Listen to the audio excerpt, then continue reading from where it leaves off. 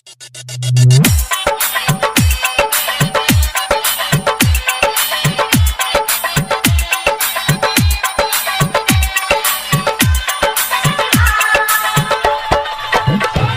साल की तरह इस साल भी नए साल की पंकज सिंह की तरफ से हार्दिक शुभकामनाएं। हैप्पी न्यू ईयर सन 2022।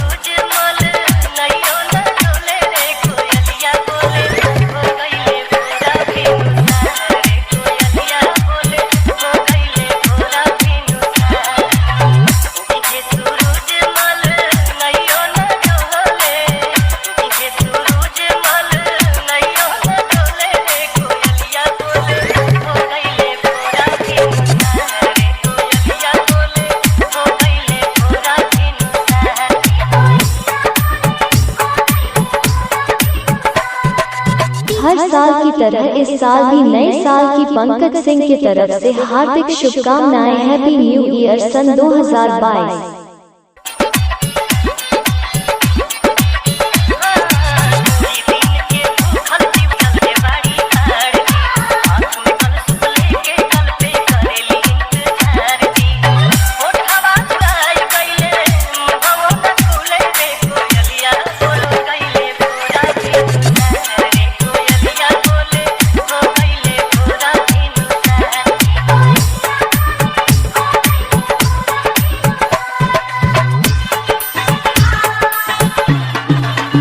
हर साल की तरह इस साल भी नए साल की पंकज सिंह की तरफ से हार्दिक शुभकामनाएं। हैप्पी न्यू ईयर सन 2022।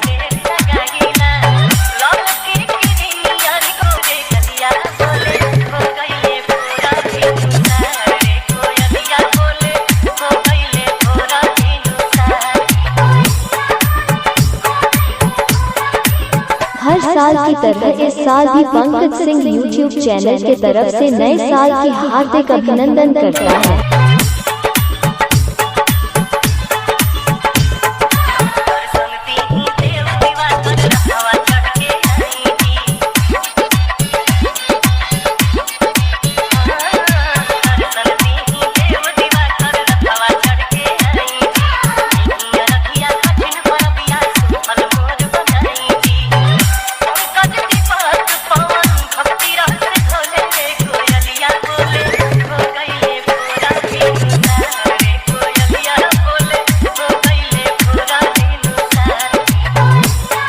पंकज सिंह यूपी बहराइच। किसी भी गाना डीजे सॉन्ग बनवाना चाहते हो फ्री में संपर्क करें।